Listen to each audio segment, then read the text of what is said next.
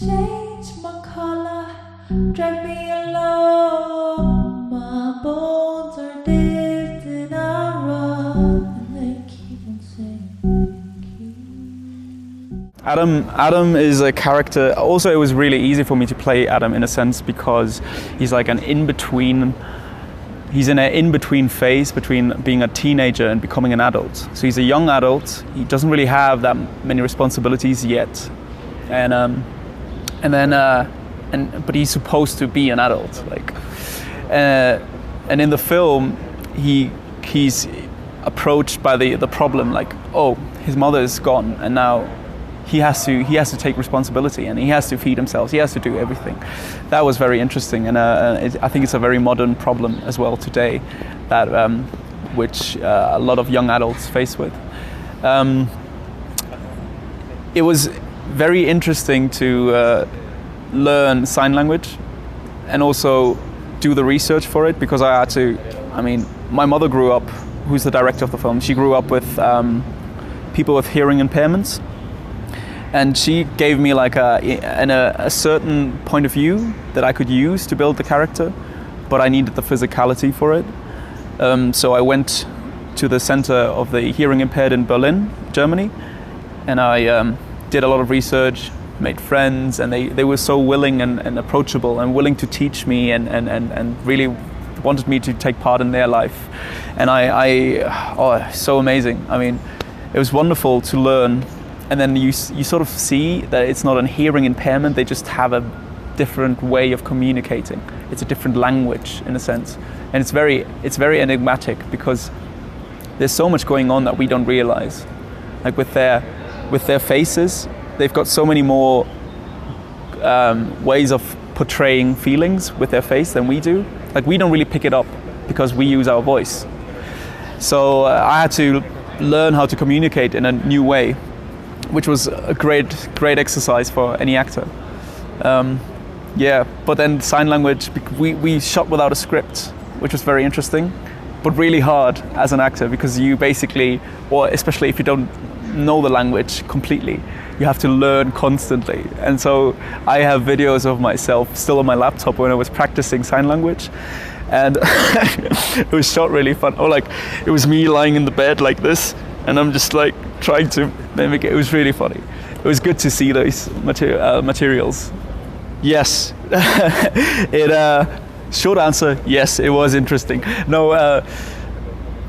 The relationship between Adam and his mother is also, it's something that was very strained, I guess, because they lived very symbiotically for a long time. It's like just him and his mother, and then occasionally some dude comes in. And then suddenly she's gone, and she also requested something really big of him. So he has a very conflicted relationship to her. And I mean, obviously we all love our mother, but when something like this comes up, you're just like, oh my God, you're like, my mother can't ask this of me. We had this realization a while ago with Maria, that Maria had said at one point, because our grandmother, Lena's and mine, died of dementia, or succumbed to dementia, and our mother asked us to put her on an ice floe, or put her on a mountain with some cocoa, and then if she would ever get dementia, which was kind of funny. But she completely forgot about it. And then I said to my mother, I was like, Mom, do you remember that you asked this? And she was like, did I? Oh my God. No. Nowadays she would never do this, but it's like it's a weird feeling when you know you're about to die, I guess, and then something I can't imagine. But so working with my mother was fascinating, because I've worked with directors before, and it's a very professional relationship usually. So you can differentiate between what is given, like as a direction. But with my mother, when she says something like, "Oh, could you act it in a different way or better or something," you want to take it personal. It's like, my mother's telling me I'm a terrible actor. What do you mean? No, but we kept it very professional, and I started calling my mother Maria, just to sort of distance myself from it. It's very interesting. I mean, I guess the weirdest thing though was the sex scene. I mean, we were all waiting for that day. It was like, oh my God, how is that going to turn out? And Esther Tompa was a fantastic actress. She's wonderful and lovely. And so we were preparing the scene, and Maria came in and said, Magnus, I'm not going to be in the room, just so you know. It's just too uncomfortable, but you know what to do. You know what to do. You're a young man. Just do what you need to do. And then she left the room, and then we did our scene. But it was weird because we also, like, when we did the edit, you would constantly see this, and then every time that would come up, the scene, I would always sink in my seat line. It makes it definitely easier that you're portraying a character. So I think, yeah, it's like you think about it as a character, and then you just see the character on screen. And when I talk about this thing, the scene or something, then I really don't think of it as myself playing it.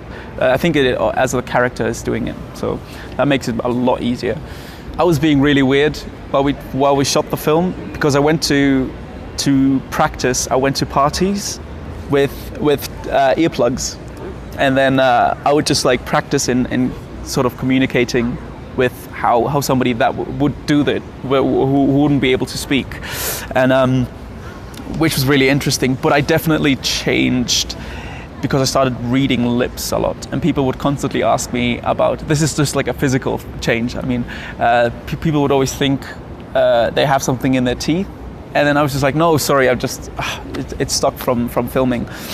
But professionally, I think I learned a lot as an actor. I think you learn, especially because of this role, I learned to listen very well.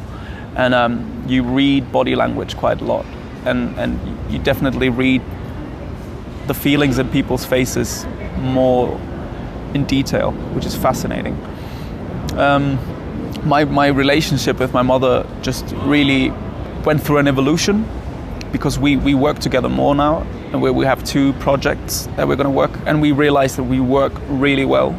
And we also use my sister and her partner as for our music. So we've sort of made a